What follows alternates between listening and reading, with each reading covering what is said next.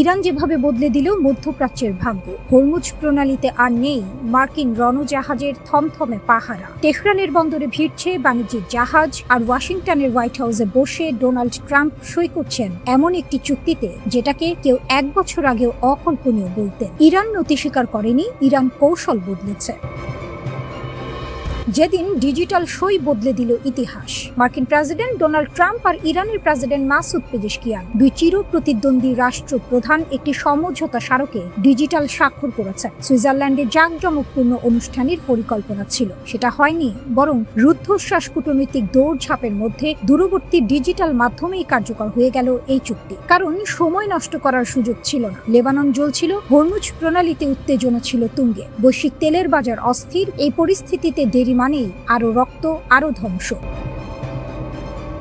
এই সমঝোতার সবচেয়ে শক্তিশালী দিক হলো সব ফ্রন্টে তাৎক্ষণিক যুদ্ধবিরতি। বিশেষ করে লেবানন ও সংলগ্ন অঞ্চলে চলমান তীব্র সংঘাত বন্ধের বিষয়টি চুক্তিতে স্পষ্ট ভাষায় লেখা হয়েছে। কিন্তু এখানেই শেষ নয়। যুক্তরাষ্ট্র ইতিমধ্যে ইরানের ওপর থেকে সামুদ্রিক অবরোধ প্রত্যাহার করে নিয়েছে। মার্কিন সেন্ট্রাল কমান্ড ঘোষণা করেছে ইরানি বন্দর ও উপকূলীয় অঞ্চলে যাতায়াতকারী জাহাজের ওপর আর কোনো সামরিক নজরদারি বা বিধিনিষেধ থাকছে না। এর মানে হরমুজ প্রণালী এখন আবার মুক্ত। বিশ্বের মোট তেল সরবরাহের 1/5 যে পথ দিয়ে যায়, সেই পথে আবার স্বাভাবিক নৌ চলাচল শুরু হচ্ছে। বিশ্ব অর্থনীতির জন্য এটি স্বস্তির নিঃশ্বাস। ইরানের চালটা ছিল মাস্টার স্ট্রোক। অনেকে ভেবেছিলেন ইরান চাপে পড়ে পিছু হটেছে। ভুল। তেহরান এমন একটি সিদ্ধান্ত নিয়েছে যা কৌশলগতভাবে তাদের শক্তিশালী করেছে। ইরান ঘোষণা দিয়েছে হরমুজ প্রণালীতে চলাচলকারী জাহাজগুলো থেকে আগামী 60 দিন কোনো ট্রানজিট ফি নেওয়া হবে না। এই একটি সিদ্ধান্তে ইরান একসঙ্গে অনেক কিছু জিতে নিয়েছে। আন্তর্জাতিক সম্প্রদায়ের কাছে বিশ্বাসযোগ্যতা, বৈশ্বিক বাণিজ্যের বন্ধু হিসেবে পরিচিতি এবং আলোচনার টেবিলে শক্ত অবস্থান। 60 দিনের এই সময়কালে ইরান ও যুক্তরাষ্ট্র একটি চূড়ান্ত শান্তি চুক্তিতে পৌঁছানোর চেষ্টা করবে। পরমাণু ইস্যু, দীর্ঘমেয়াদী সম্পর্ক, স্বাভাবিকীকরণ, সবকিছু সেই আলোচনার টেবিলে উঠবে। এই ঐতিহাসিক চুক্তির মধ্যস্থতা করেছে পাকিস্তান। প্রধানমন্ত্রী শেহবাজ শরীফ জানিয়েছেন, এই সমঝোতা নিশ্চিত করতে পেরে তিনি সম্মানিত বোধ করছেন। এটি পাকিস্তানের কূটনৈতিক ইতিহাসে একটি বড় মাইলফলক। দক্ষিণ এশিয়ার এই দেশটি প্রমাণ করল সঠিক মুহূর্তে সঠিক মধ্যস্থতা কিভাবে বিশ্বের গতিপথ বদলে দিতে পারে। এখনো যা অনিশ্চিত, শান্তির ছবিটা এখনো পুরোপুরি স্বচ্ছ নয়। ইসরায়েল এই চুক্তিতে সই করেনি। তেল আবিবের বক্তব্য স্পষ্ট, নিজের নাগরিক ও ভূখণ্ড রক্ষায় যে কোনো সামরিক পদক্ষেপ নেওয়ার অধিকার তারা সংরক্ষণ করে। তাই মাঠ পর্যায়ে সংঘাত পুরোপুরি থামেনি। চীন পুরো পরিস্থিতি নিবিড়ভাবে পর্যবেক্ষণ করছে। বেইজিং আহ্বান জানিয়েছে সব পক্ষ যেন চুক্তির শর্ত মেনে চলে এবং শান্তি প্রক্রিয়াকে কেউ বাধাগ্রস্ত না করে। আন্তর্জাতিক বিশ্লেষকরা বলছেন, পরাশক্তিগুলোর এই সক্রিয় অংশগ্রহণ মধ্যপ্রাচ্যের ভূ রাজনীতিতে একটি বড় পরিবর্তনের ইঙ্গিত দিচ্ছে। আগামী 60 দিন ইতিহাস লেখা হবে। এই সময়ের মধ্যে ইরান ও যুক্তরাষ্ট্রকে পরমাণু প্রশ্ন সহ দশকের পর দশক ধরে জমে থাকা জটিলতার সমাধান করতে হবে। ব্যর্থ হলে ফিরবে অনিশ্চয়তা, ফিরবে উত্তেজনা। মশা কি পারবে দানবকে হারাতে? পারস্য উপসাগরে ইরানের মস্কিউটো ফ্লিট বা মশা বাহিনীর ক্ষুদ্র ক্ষুদ্র স্পিডবোট এবং ড্রোনের সাথে আমেরিকার বিশাল আর্মাডা বা নৌবহরের সম্ভাব্য লড়াই নিয়ে ডোনাল্ড ট্রাম্পের আলটিমেটাম ঘড়ির কাঁটা যতই টিকটিক করছে, ইরান ঠিক ততই তাদের উপকূলে এক ভয়ঙ্কর মরণফাঁদ সাজাচ্ছে। ইরানের কম্বাইন্ড 1404 মহড়া আসলে আমেরিকার জন্য কি সারপ্রাইজ লুকিয়ে রেখেছে?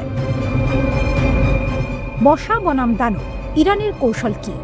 আমেরিকার এক একটি এয়ারক্রাফট ক্যারিয়ার যেন এক একটি ভাসমান শহর, কিন্তু ইরান জানে সামনাসামনি লড়াইয়ে তারা আমেরিকার সাথে পারবে না। তাই তারা সাজিয়েছে সোয়ার্ম অ্যাটাক বা ঝাঁক বেঁধে হামলার পরিকল্পনা। কল্পনা করুন, একটি বিশাল তিমি মাছকে যদি হাজার হাজার বিষাক্ত মশা চারপাশ থেকে ছেঁকে ধরে, তবে তিমিটি যাবে কোথায়? ইরানের এই মশা বাহিনীতে আছে শত শত সুইসাইড বোট, কামিকাজে ড্রোন এবং উপকূলে লুকানো মিসাইল ব্যাটারি। গত 24শে ফেব্রুয়ারির মহড়ায় ইরান ঠিক এই দৃশ্যটি প্র্যাকটিস করেছে, কিভাবে ছোট ছোট দ্রুতগামী বোট দিয়ে আমেরিকার বিশাল জাহাজগুলোকে চারপাশ থেকে ঘিরে ফেলে সেগুলোকে একটি কিল জোনে পরিণত করা যায়।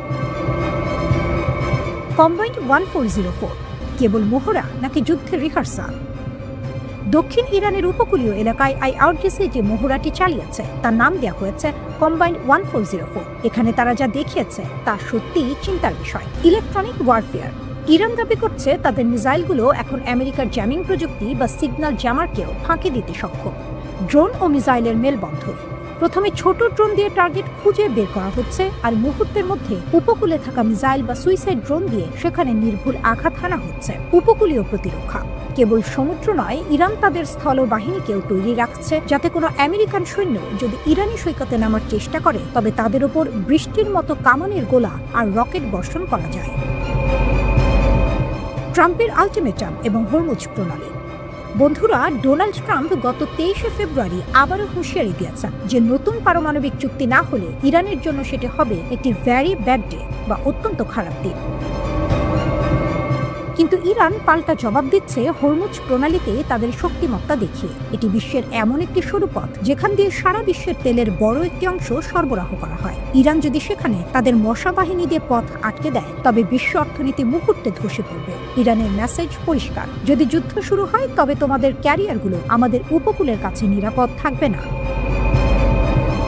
পরিস্থিতি এখন একটি সরু সুতোর উপর ঝুলছে। একদিকে আমেরিকার অত্যাধুনিক সামরিক প্রযুক্তি আর বিশাল নৌবাহিনী, অন্যদিকে ইরানের এই কম দামি কিন্তু অত্যন্ত কার্যকর মস্কিউটো ট্যাকটিক্স। ইতিহাস বলে ভিয়েতনাম বা আফগানিস্তানে আমেরিকা বিশাল বাহিনী নিয়েও কিন্তু শেষ পর্যন্ত জয়ী হতে পারেনি। ইরানের ক্ষেত্রেও কি সেই একই ইতিহাসের পুনরাবৃত্তি হবে, নাকি ট্রাম্পের আর্মাডা ইরানের এই প্রতিরক্ষা বলয়কে তছনছ করে দেবে?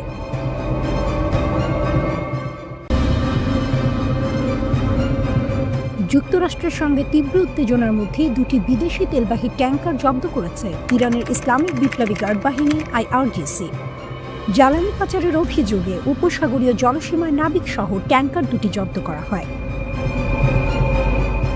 ইরানের রাষ্ট্রায়ত্ত বার্তা সংস্থা তাসনিম নিউজ এজেন্সির প্রতিবেদনে এই তথ্য জানানো হয়েছে। ওদিকে ইসরায়েল কি এবার যুদ্ধের প্রস্তুতি নিচ্ছে, বা তারই আগে জনগণকে অস্ত্র দিয়ে আবার রক্ষা করার কথা বলছে?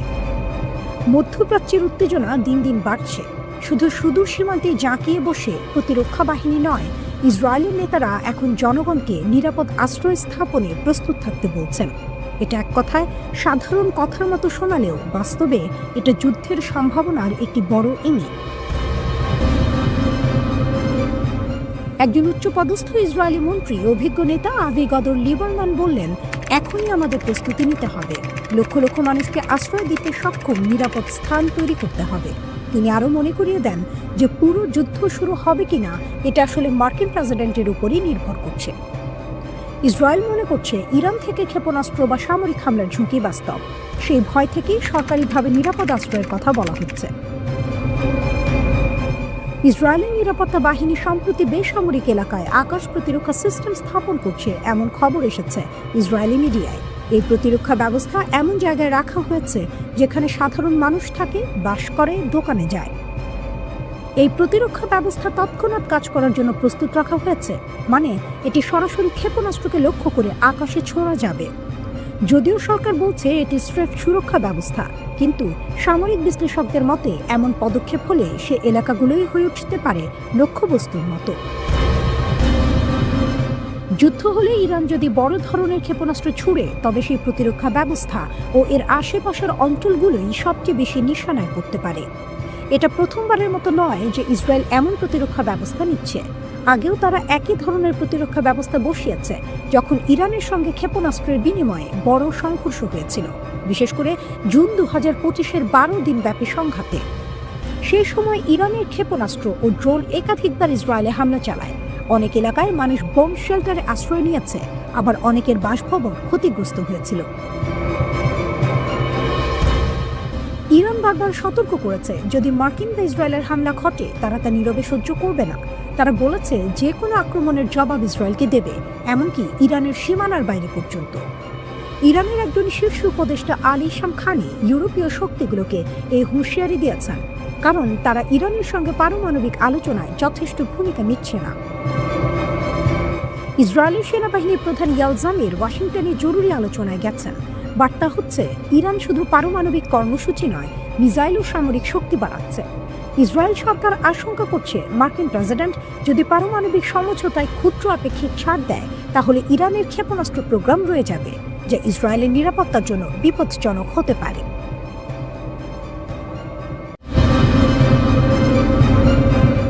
কিন্তু পারস্যের আকাশে আজ জ্যোৎস্নার বদলে অন্য এক আভা। সেই আভা আত্মমর্যাদা আর অদম্য সাহসের। ইরান নামক দেশটি এখন অনেকটা সেই জেদি রাজপুত্রের মতো, যাকে চারপাশ থেকে রাক্ষস খক্ষসের দল ঘিরে ধরেছে। কিন্তু রাজপুত্র ভয় পাওয়া তো দূরে থাক, উল্টো মুচকি হেসে তলোয়ারের শান দিচ্ছে। এই তলোয়ারের নাম ব্যালিস্টিক মিসাইল। ফেব্রুয়ারির এক বৃহস্পতিবার। আকাশ মেঘলা কিনা জানা নেই, তবে মাটির গভীর নিচে এক অদ্ভুত চাঞ্চল্য। জেনারেল আব্দুর রহিম মুসাভি মানুষটা শান্ত প্রকৃতির হতে পারেন, কিন্তু তার চোখের দৃষ্টি ইস্পাতের মতো ঝকঝকে। তিনি একা নন, সঙ্গে অ্যারোস্পেস ফোর্সের জাদুকর মজিদ মুসাভি। তারা এক রহস্যময় ভূগর্ভস্থ নগরীতে পা রাখলেন। না, এটা কোনো সাধারণ শহর নয়। মাটির 100 ফুট নিচে ড্রাগনের মতো শুয়ে আছে শত শত মিসাইল। তারা যেন অপেক্ষা করছে এক ইশারা। জেনারেল মুসাভি যখন সেই বিশাল ধাতব শরীরগুলোর দিকে তাকালেন, তার মুখে কি তখন বিজয়ী বীরের হাসি ছিল? হয়তো ছিল। তিনি স্পষ্ট গলায় বললেন, শত্রুর জন্য আমাদের জবাব তৈরি। আমাদের এই ক্ষেপণাস্ত্রগুলো এখন আগের চেয়ে অনেক বেশি শক্তিশালী, অনেক বেশি নির্ভীক। গত বছরের জুন মাসের কথা ভাবুন। চারদিকে ষড়যন্ত্রের জাল। একদিকে পরমাণু আলোচনা চলছে, অন্যদিকে ইসরায়েল আর আমেরিকা মিলে অতর্কিতে হামলা চালিয়ে বসল। 1064 জন নিরীহ প্রাণ হারিয়ে গেল অকালে। পরমাণু কেন্দ্রগুলোতে দাউ দাউ করে আগুন জ্বলল। সাধারণ কোনো শহর হলে হয়তো কান্নাকাটি করে বিশ্ব বিবেকের কাছে বিচার চাইত, কিন্তু ইরান তো সাধারণ নয়। সে তার বীরত্ব দেখালো পাল্টা আঘাতে। ইসরায়েলের বুক কাঁপিয়ে আর আমেরিকার আল উদেদ ঘাঁটিতে মিসাইল পাঠিয়ে বুঝিয়ে দিল, আঘাত করলে প্রত্যাঘাত আসবেই। জেনারেল মুসাভি খুব সুন্দর করে একটা কথা বললেন, আগে ইরান ছিল রক্ষাত্মক, মানে কেউ মারলে তবেই সে হাত তুলত, কিন্তু এখন আক্রমণাত্মক। অন্যায় দেখলে সে আর ঘরে বসে থাকবে না। আমেরিকা আর তার মিত্ররা বিশাল বিশাল নৌবহর পাঠাচ্ছে। আকাশে চিলের মতো যুদ্ধ বিমান উঠছে। জেনারেল মুসাভি এই দৃশ্য দেখে হাসেন। তিনি জানেন, এই কৃত্রিম শক্তিতে ভয় পাওয়ার কিছুই নেই। তার কাছে আছে নিজস্ব প্রযুক্তিতে তৈরি ব্যালিস্টিক মিসাইল, যা মাটির নিচ থেকে উঠে এসে শত্রুর দম্ভ গুঁড়িয়ে দিতে পারে। এই গল্পের ইরান এখন সেই নায়ক, যে একলা দাঁড়িয়ে আছে বিশাল এক শক্তির সামনে। তার পিঠ দেয়ালে ঠেকে গেছে ঠিকই, কিন্তু সেই দেয়ালটাই এখন তার শক্তির উৎস। সে কেবল বিজয়ের কথা ভাবছে, হারার কোনো সুযোগ তার অভিধানে নেই। পৃথিবীর মানুষ অবাক হয়ে দেখছে এক অদ্ভুত দৃশ্য। একদিকে আধুনিক অস্ত্রশস্ত্রের অহংকার, অন্যদিকে এক জাতির টিকে থাকার লড়াই। মাঝে মধ্যে মনে হয় এই মিসাইলগুলো যেন লোহা দিয়ে তৈরি নয়, এগুলো তৈরি হয়েছে ইরানের মানুষের তেজ আর আবেগ দিয়ে। রাত গভীর হচ্ছে। পারস্যের সেই মরুভূমির নিচে মিসাইলগুলো হয়তো ফিসফিস করে কথা বলছে নিজেদের মধ্যে। তারা বলছে, আমাদের গায়ে হাত দেওয়ার ভুল হিসাব নিকাশ যেন কেউ না করে, কারণ পরের বার যখন আমরা জাগবো তখন পৃথিবী আর আগের মতো থাকবে না। সবাই যখন ভয় সিঁটিয়ে থাকে, তখন একজন বীর বুক চিতিয়ে বলে, আমি প্রস্তুত। আজ ইরান ঠিক সেই কথাটাই বিশ্বকে জানিয়ে দিল।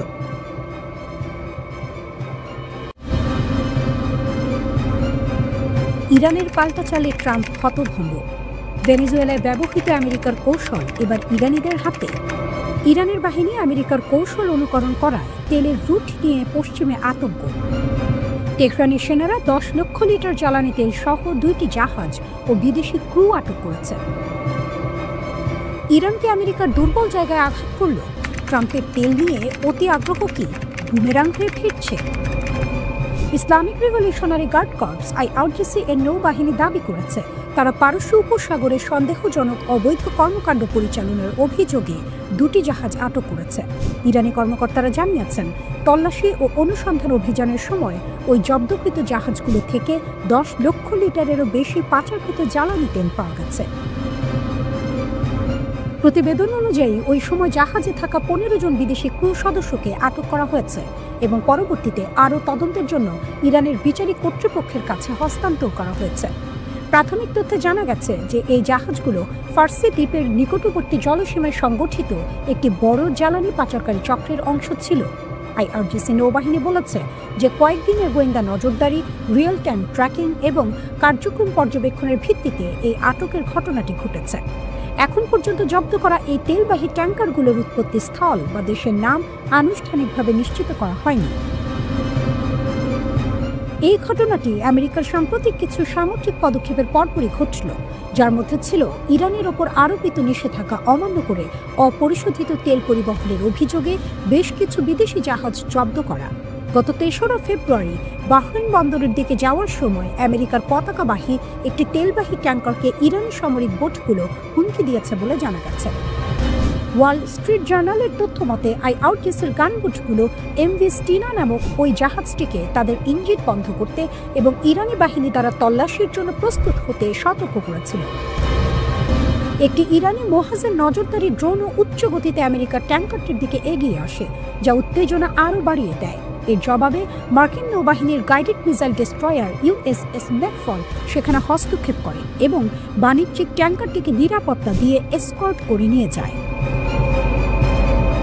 তবে তেহরান ওয়াশিংটনের এই দাবি অস্বীকার করেছে। তাদের দাবি, ট্যাঙ্কারটি কোনো বৈধ অনুমতি বা পারমিট ছাড়াই ইরানের জলসীমায় প্রবেশ করেছিল। এদিকে ইরান ও আমেরিকান প্রতিনিধিদের মধ্যে আলোচনা আপাতত শেষ হয়েছে। ইরানের পররাষ্ট্র মন্ত্রণালয়ের একজন মুখপাত্রের বরাত দিয়ে জানিয়েছে, Islamic Republic of Iran broadcasting IRIB। ইরানের পররাষ্ট্রমন্ত্রী আব্বাস আরাকচি যুক্তরাষ্ট্রের সঙ্গে আলোচনাকে ভালো শুরু বলে অভিহিত করেছেন। যদিও অনেক বিষয় এখনও অমীমাংসিত রয়ে গেছে এবং সেসব নিয়ে সামনের দিনগুলোয় আলোচনা অব্যাহত থাকবে বলেই ধারণা পাওয়া যাচ্ছে। ইরানি কর্মকর্তারা বারবার বলেছেন যে তারা ইরানের ক্ষেপণাস্ত্র নিয়ে আলোচনা করবেন না এবং বলেছেন তেহরান ইউরেনিয়াম সমৃদ্ধ করার অধিকারের স্বীকৃতি চায়। ইরানের পার্লামেন্টের জাতীয় নিরাপত্তা ও বৈদেশিক নীতি কমিশনের সদস্য ইসমাইল কাউসারি ইরান মার্কিন আলোচনা সম্পর্কে বলেছিলেন, আমি দৃঢ়ভাবে বলতে পারি যে এই আলোচনার কোনো ফল হবে না। তিনি ILNA সংবাদ সংস্থাকে বলেন, আমেরিকানরা আমাদের সাথে খেলতে চায় এবং আমরা তাদের সাথে খেলব, কিন্তু আমরা আমাদের নিজস্ব নীতির ভিত্তিতে এটা করব।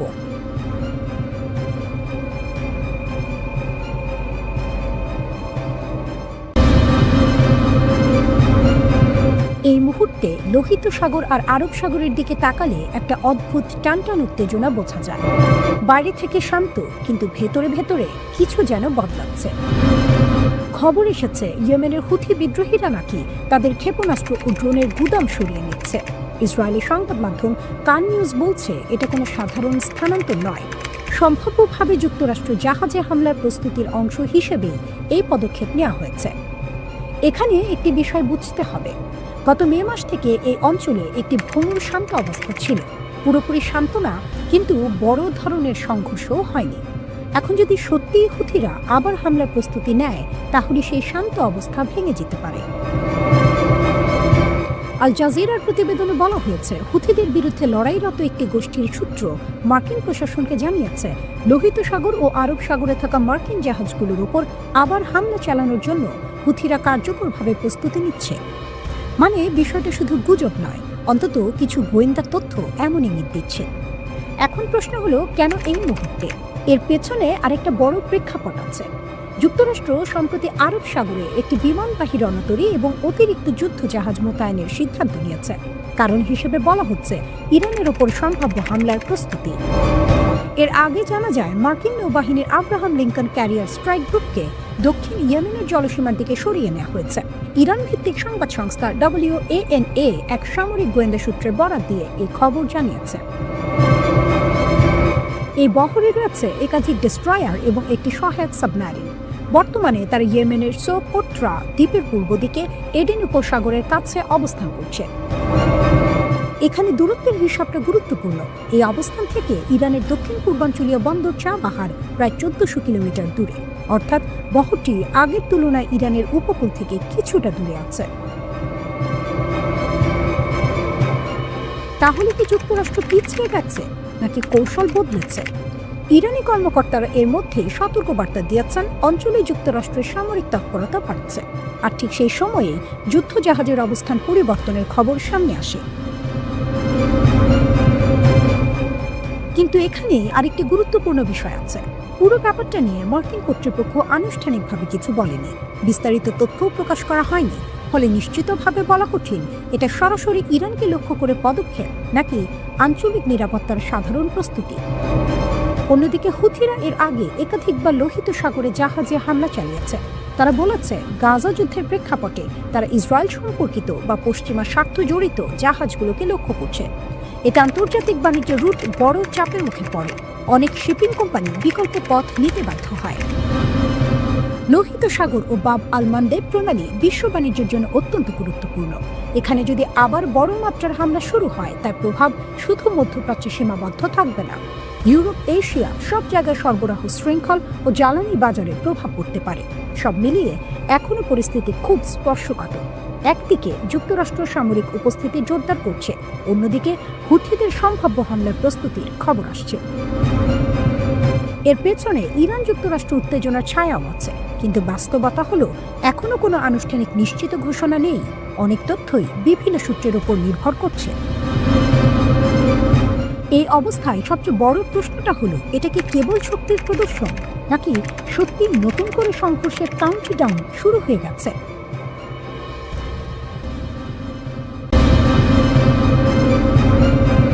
ট্রাম্পের 5 অসম্ভব শর্ত। ইরানকে কি যুদ্ধের দিকেই ঠেলে দেওয়া হচ্ছে? ওমানের মাস্কাটে কূটনৈতিক আলোচনা চলছিল, টেবিলে চা, কাগজ, হাসি মুখ। কিন্তু ঠিক সেই সময়ে ভারত মহাসাগরে জড়ো হচ্ছে মার্কিন নৌবাহিনীর বিশাল বহর। একদিকে আলোচনা, অন্যদিকে যুদ্ধের প্রস্তুতি। প্রেসিডেন্ট ডোনাল্ড ট্রাম্প ভেনেজুয়েলায় রাজনৈতিক সাফল্যের পর এবার ইরানের দিকে নজর দিয়েছেন। কূটনৈতিক মহলের দাবি, তিনি এমন 5টি শর্ত দিয়েছেন যা মানা ইরানের পক্ষে প্রায় অসম্ভব। ইসরায়েলি সংবাদ মাধ্যম মা আরিফ জানিয়েছে, ওয়াশিংটনের মূল দাবিগুলো হলো ইরানের কাছে থাকা প্রায় 400 কেজি সমৃদ্ধ ইউরেনিয়াম হস্তান্তর করতে হবে, সব পারমাণবিক স্থাপনা ধ্বংস করতে হবে, ব্যালিস্টিক ক্ষেপণাস্ত্র সক্ষমতা বন্ধ করতে হবে, মধ্যপ্রাচ্যের মিত্র গোষ্ঠীগুলোর প্রতি সমর্থন বন্ধ করতে হবে, আঞ্চলিক সামরিক নেটওয়ার্ক ভেঙে দিতে হবে। শুনতে কি আলোচনার প্রস্তাব মনে হচ্ছে, নাকি চূড়ান্ত আলটিমেটাম? অনেক বিশ্লেষক বলছেন এগুলো আসলে আলোচনার ভাষা নয়, এগুলো এমন শর্ত যা প্রত্যাখ্যান করার জন্যই দেয়া হয়। ট্রাম্প নিজেও এনবিসি নিউজকে বলেছেন, ইরানের সর্বোচ্চ নেতা আয়াতুল্লাহ আলী খামেনির এখন খুব চিন্তিত হওয়া উচিত। তার আত্মবিশ্বাসের পেছনে ভেনেজুয়েলার উদাহরণ আছে, কিন্তু বিশেষজ্ঞরা সতর্ক করছেন, ইরান আর ভেনেজুয়েলা এক নয়। ইরান গত 45 বছর ধরে নিষেধাজ্ঞা, চাপ, হুমকির মধ্যে টিকে আছে। তারা এই ধরনের পরিস্থিতির জন্য প্রস্তুত। ইরানের সশস্ত্র বাহিনীর chief of staff major general Abdur Rahim Musavi জানিয়েছেন, তাদের সামরিক নীতি এখন রক্ষাত্মক নয়, আক্রমণাত্মক। তারা অপ্রতিসম যুদ্ধ নীতি গ্রহণ করেছে, মানে সরাসরি যুদ্ধ নয়, ড্রোন, ক্ষেপণাস্ত্র, আঞ্চলিক মিত্রদের মাধ্যমে পাল্টা আঘাত। চ্যাথম হাউসের পরিচালক ব্রন ওয়েল ম্যাডক্স বলেছেন, ব্যালিস্টিক ক্ষেপণাস্ত্রই ইরানের প্রধান প্রতিরক্ষা। এটা বন্ধ মানে নিজেদের পুরোপুরি অরক্ষিত করে দেয়া। ইসরায়েলি বিমান শক্তি বা মার্কিন স্টেলথ বোমারু বিমানের সামনে দাঁড়ানোর কোনো ঢাল থাকবে না। কোনো ইরানি সরকার এমন সিদ্ধান্ত নেবে না। এদিকে ইসরায়েলের প্রধানমন্ত্রী বেনিয়ামিন নেতানিয়াহু আলোচনায় আস্থা রাখছেন না। ইসরায়েলের জ্বালানি মন্ত্রী ইলি কোহেন বলেছেন, ইরানের সঙ্গে চুক্তির কোনো মূল্য নেই।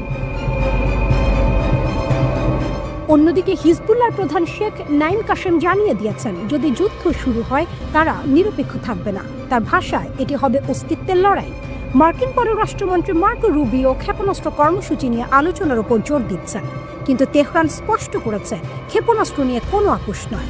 ইউরেনিয়াম সমৃদ্ধকরণ 3.67% নামিয়ে আনার বিষয়ে নমনীয়তা থাকতে পারে, কিন্তু সামরিক সক্ষমতা ধ্বংসের প্রশ্নে তারা অনড়। হোয়াইট হাউসও খুব আশাবাদী নয়। তারা বলছে, আঞ্চলিক মিত্রদের অনুরোধেই আলোচনা চলছে। পর্যবেক্ষকদের মতে বড় কোনো সমঝোতা না হলে সংঘাতের ঝুঁকি বাড়বে। ট্রাম্পের জনপ্রিয়তা দেশে কমছে। ইতিহাস বলে, অনেক সময় বাইরের সংঘাত অভ্যন্তরীণ রাজনীতিতে সমর্থন যোগায়। কিন্তু ইরানে হামলা মানে শুধু 2 দেশের যুদ্ধ নয়, এতে জড়িয়ে পড়তে পারে পুরো মধ্যপ্রাচ্য। তেলবাজার অস্থির হবে, আঞ্চলিক গোষ্ঠীগুলো সক্রিয় হবে। সব মিলিয়ে পরিস্থিতি খুবই সংবেদনশীল।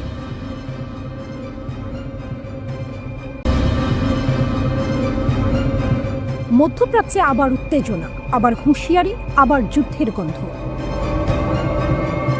ইরানের শীর্ষ সামরিক কর্মকর্তা major general Abdur Rahim Musavi স্পষ্ট ভাষায় বলেছেন, ইসলামী প্রজাতন্ত্র ইরানের বিরুদ্ধে কোনো অ্যাডভেঞ্চার বা হামলার চেষ্টা হলে তার ফল হবে কৌশলগত পরাজয়। শুধু পরাজয়ই নয়, পুরো অঞ্চলে ছড়িয়ে পড়তে পারে যুদ্ধ।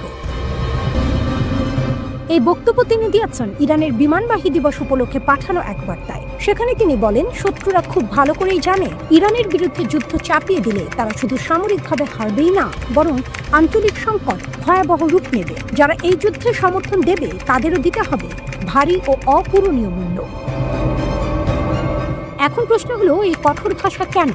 মুসাফির বক্তব্যে বারবার উঠে এসেছে সাম্প্রতিক পরিস্থিতির কথা, বিশেষ করে গত বছরের জুনে ইসরায়েলের আকস্মিক হামলা এবং পরে যুক্তরাষ্ট্রের অংশগ্রহণ। তখন ইরান যুক্তরাষ্ট্রের সঙ্গে পারমাণবিক আলোচনায় ব্যস্ত ছিল। 13 জুন ইসরায়েল হামলা চালায়, পরে যুক্তরাষ্ট্র ইরানের কিছু পারমাণবিক স্থাপনায় আঘাত হানে।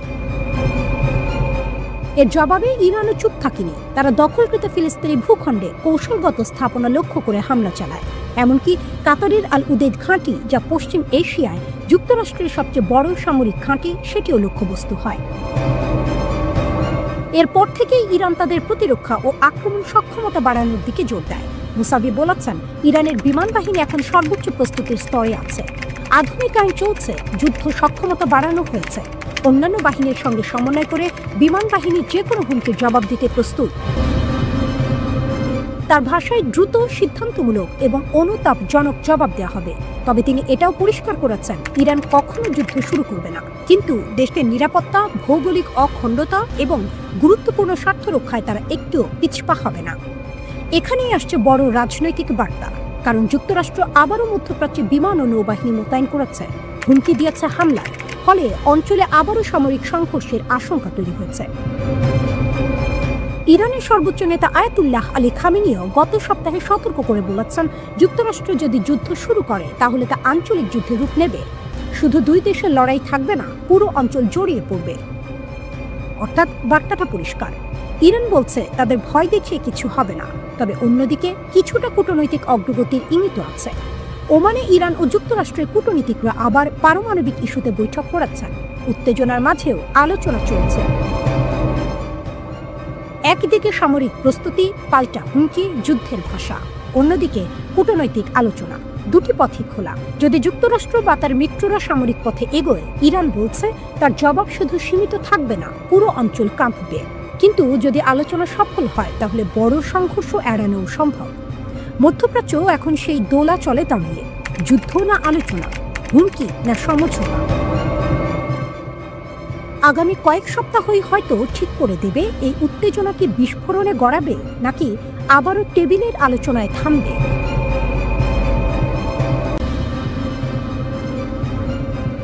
মিসাইল নয়, বিস্ফোরণ নয়, আকাশে কোনো ধ্বংসাবশেষও নয়, তবুও হঠাৎ করে একটি স্যাটেলাইট অচল হয়ে যেতে পারে। শুনতে সাইফাই সিনেমার মতো লাগছে, তাই না? কিন্তু সাম্প্রতিক দাবি বলছে চীন এমন একটি প্রযুক্তি তৈরি করেছে যা নাকি মহাকাশে থাকা স্যাটেলাইটকে চুপচাপ অক্ষম করে দিতে পারে উচ্চ ক্ষমতার মাইক্রোওয়েভ দিয়ে। চীনের north West institute of nuclear technology দাবি করেছে তার একটি নতুন পালস পাওয়ার ড্রাইভার তৈরি করেছে, নাম TPG-1000CS। দৈর্ঘ্য প্রায় 4 মিটার, ওজন প্রায় 5 টন। আগের প্রজন্মের সিস্টেমের তুলনায় অনেক ছোট ও বহনযোগ্য। দাবি করা হচ্ছে এই ডিভাইস 1 মিনিটে প্রায় 2 লাখ উচ্চ শক্তির পালস তৈরি করতে পারে, আর সর্বোচ্চ শক্তি 20 গিগাওয়াট পর্যন্ত বৈদ্যুতিক পালস। এই সংখ্যা কেন গুরুত্বপূর্ণ? প্রতিরক্ষা বিশ্লেষকদের মতে মাত্র 1 গিগাওয়াট ফোকাসড মাইক্রোওয়েভ শক্তি নাকি নিম্ন কক্ষপথের স্যাটেলাইটকে গুরুতরভাবে ক্ষতিগ্রস্ত করতে পারে। সেখানে যদি 20 গিগাওয়াট হয় তাহলে সেটি অনেক বড় লাভ। কিন্তু এখানে একটি বিষয় মনে রাখা জরুরি, এইসব তথ্য মূলত চীনা সূত্রের দাবি, স্বাধীনভাবে যাচাই করা হয়নি। এখন প্রশ্ন, মাইক্রোওয়েভ অস্ত্র কেন এত আলোচনায়? প্রচলিত অ্যান্টি স্যাটেলাইট মিসাইল যদি কোনো স্যাটেলাইট ধ্বংস করে তাহলে মহাকাশে বিপুল পরিমাণ ধ্বংসাবশেষ তৈরি হয়। সেই ধ্বংসাবশেষ উচ্চ গতিতে ঘুরতে থাকে এবং অন্য স্যাটেলাইটকেও আঘাত করতে পারে। এমনকি আক্রমণকারী দেশের স্যাটেলাইটও ঝুঁকিতে পড়ে। মাইক্রোওয়েভ অস্ত্রের ধারণা আলাদা। এটি সরাসরি বিস্ফোরণ ঘটায় না, বরং শক্তিশালী ইলেকট্রোম্যাগনেটিক পালস দিয়ে স্যাটেলাইটের ইলেকট্রনিক্স পুড়িয়ে দিতে পারে। বাইরে থেকে স্যাটেলাইট অক্ষত দেখাবে, কিন্তু ভেতরের সার্কিট কাজ করা বন্ধ করে দেবে। এই পদ্ধতিকে বলা হয় ডিরেক্টেড এনার্জি ওয়েপন। যুক্তরাষ্ট্র, রাশিয়া ও চীন 3 দেশই বহু বছর ধরে এই প্রযুক্তি নিয়ে গবেষণা করছে। এখানে সবচেয়ে আলোচিত নাম স্টারলিংক। স্টারলিংক হলো স্পেস এক্সের তৈরি একটি বাণিজ্যিক স্যাটেলাইট নেটওয়ার্ক। এটি উচ্চ গতির ইন্টারনেট দেয়, কিন্তু ইউক্রেন যুদ্ধে এটি শুধু ইন্টারনেট নয়, কৌশলগত হাতিয়ার। ইউক্রেনীয় সেনাবাহিনী স্টারলিংক ব্যবহার করে নিরাপদ যোগাযোগ, ড্রোন সমন্বয়, আর্টিলারি টার্গেটিং এবং রিয়েল টাইম ডেটা শেয়ার করেছে। রাশিয়ার অবকাঠামো হামলার পর বেসামরিক হাসপাতাল ও জরুরি সেবাও এই নেটওয়ার্কের ওপর নির্ভর করেছে। এই কারণে রাশিয়া প্রকাশ্যে সতর্ক করেছে, যে কোনো বাণিজ্যিক স্যাটেলাইট যদি যুদ্ধ প্রচেষ্টায় সরাসরি সহায়তা করে, সেটি বৈধ লক্ষ্য হতে পারে। অ্যাসোসিয়েটেড প্রেস একটি রিপোর্ট প্রকাশ করে। সেখানে দাবি করা হয় রাশিয়া নাকি এমন একটি অস্ত্র তৈরি করছে যা একসঙ্গে বহু স্টারলিংক স্যাটেলাইট অচল করতে পারে। এমনকি ছোট উচ্চগতির প্যালেট ছড়িয়ে একটি কক্ষপথকে বিপজ্জনক করে তোলার পরিকল্পনার কথাও উঠে আসে। তবে এসব দাবিও আনুষ্ঠানিকভাবে নিশ্চিত হয়নি। অন্যদিকে ইরানও নাকি উন্নত ইলেকট্রনিক ওয়ারফেয়ার প্রযুক্তি ব্যবহার করে অভ্যন্তরীণ বিক্ষোভের সময় কিছু স্টারলিংক টার্মিনাল অকার্যকর করেছিল। মহাকাশ এখন শুধু গবেষণা বা যোগাযোগের জায়গা নয়, এটি নতুন যুদ্ধক্ষেত্র। আগে যুদ্ধ মানে ছিল স্থল, আকাশ, সমুদ্র। এখন যুক্ত হয়েছে স্পেস ডোমেইন। এখানে ধ্বংস মানেই বিস্ফোরণ নয়, কখনো শুধু একটি সিগন্যাল বন্ধ হয়ে যাওয়া, একটি স্যাটেলাইট চুপ করে যাওয়া, একটি দেশের যোগাযোগ অন্ধকারে ডুবে যাওয়া।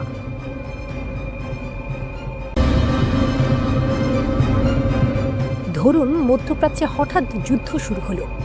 প্রথমে হয়তো আকাশে মিসাইল, তারপর ড্রোন, তারপর সাইবার হামলা, তারপর তেলের দাম হু হু করে বাড়ছে।